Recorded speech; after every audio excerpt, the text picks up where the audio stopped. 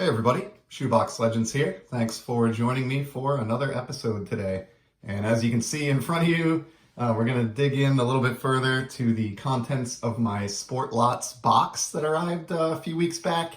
Just kind of been slowly peeling through these packages. I think we looked at 4 or 5 the first time around, and we'll grab another couple at least here off the top of the stack and see how long this goes. I'm thinking we'll probably just look at 2 or 3 and keep it short here depending on how many cards are in each. First seller here did a really good job of packaging this, especially since it was just a single card included in this purchase, but a lot of blue tape to undo here in the background, so bear with me a second. But great packaging job overall by the seller. A+ for that. All right. Finally have this one free.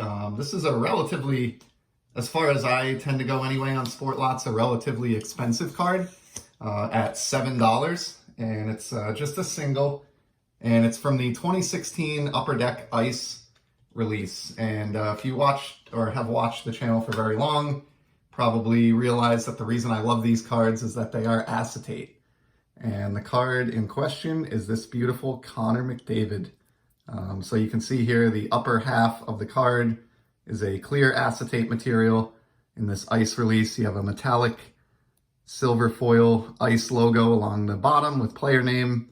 And then on the back, you do get some limited statistics and vital stats in the area that is not acetate on the lower portion of the card. Really neat. I've talked about it many times now, but Connor McDavid is the greatest player in the NHL at the moment and has been for at least a couple of years, and so I've really been enjoying picking up his stuff. This is just a base card in the Upper Deck Ice set. I don't believe they're acetate any longer these days, the ice cards, which is a shame. That was always kind of the cool thing about this release, but that's a second year Connor McDavid right there, and to get that for $7, I have a feeling that's going to be a much more valuable card than $7 someday, so wanted to scoop that one up now. Before he wins his 3rd or 4th MVP here, which I think is very, very possible, even probable. And this is kind of neat. I just so happen on the kind of the stack of cards that I have here to get through in upcoming videos that have come in recently. I have another card from this set on the top of my stack, and I got this one just a couple weeks ago. And this is his teammate, Leon Dryscitel, from the same set. And Dryscitel, of course, is if McDavid's not going to win the MVP, I think he may be the next most likely candidate. Leon did win a scoring title and an MVP the season before last. And then, of course, McDavid, I'm going to butcher this. McDavid won both of those accolades or awards this past season that just wrapped up. So between the two of these guys, as I fumble around here, you've got, 4 scoring titles and 3 MVP awards between these two teammates over just the last handful of seasons alone. So pretty great. And the Dryscitel card looks really good now in retrospect because I paid $7 for McDavid. Leon Dryscitel cost me 25 cents. So pretty neat second year McDavid there, and glad to have his teammate as well to accompany it. This one feels pretty heavy. This is definitely going to be multiple cards from the same seller.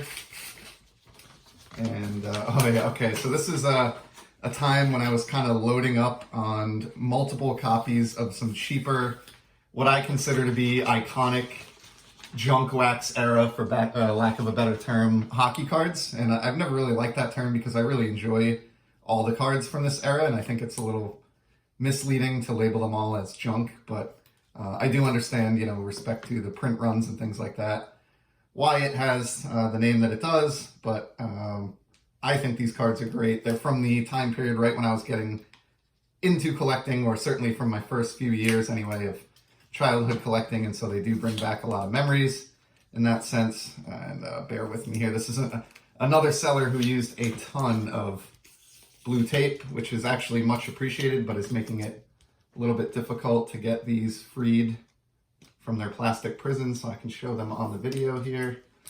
So this is basically going to be a cheap lot, and what I did is I grabbed a whole bunch of copies of the cards in question here, most of which were the site minimum on Sportlots of 18 cents.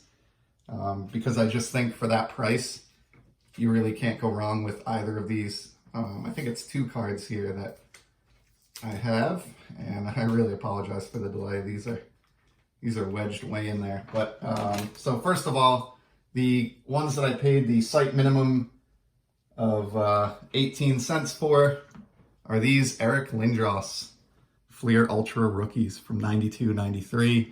I've actually talked about this exact card in the prior history here on the channel, so I'm not going to beat a dead horse and get, way into it again here. But let's just say to me, this is an iconic early 90s hockey card. I was at a very impressionable age when this set came out. I loved the rookie kind of foil banner coming down from the Ultra logo in this release. And it was just pumped to find this one seller had all 7 copies that you see here for 18 cents site minimum times 7. So pretty cool addition to the junk wax era hockey collection there. I may send 1 or 2 of those out in care packages, and then in my Hockey Z folio, I have considered actually building an entire 9-card page of just that card. So I may apply 6 or 7 of those towards that Z folio. I think it'd be cool to have an entire page of those Lindros cards. And on a similar note, and from the same set, I paid 50 cents a piece for half a dozen of this card here, Teemu Selanne. Also a rookie card foil Ultra card here.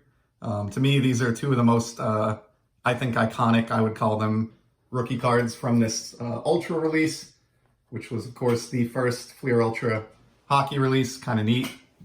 And yeah, those Solannes cost me 50 cents a piece. And just like with Lindros, very memorable card from my youth, and one that I would love to complete an entire page in the Z folio of someday. And let's do one more here. This one's sort of in like a greeting card envelope, so I'm guessing this is just going to be a single.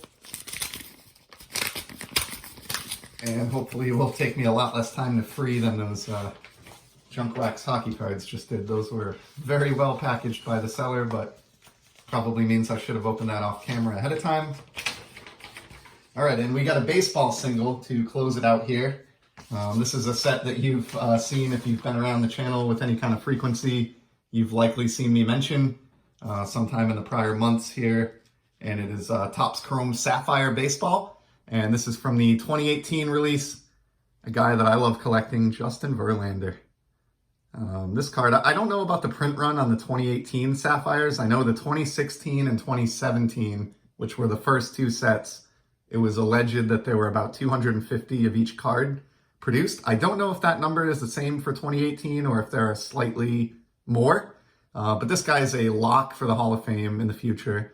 I do think the sort of dark blue of the Sapphire is a perfect fit for the Astros. It's kind of a team color matching, maybe not quite as well as orange would, but matches nonetheless. And of course, I just try to collect all of Justin's cards, and I am working on a Sapphire run of his. I would like to get all of his Sapphire cards from 2016 onward, and was able to get that one, if you can believe it, for $2.49. So that is a absolute bargain on a card that is pretty desirable release year in and year out, and one of the best pitchers of the 21st century, in my opinion, and lock for the Hall of Fame. So that's it for today. We'll just stop it at those 3. We're at the 9-minute mark here, and I'd like to keep this in the single-digit number of minutes. But as you can see in the background there, we still have plenty more to get to in this box lot delivery from Sportlots.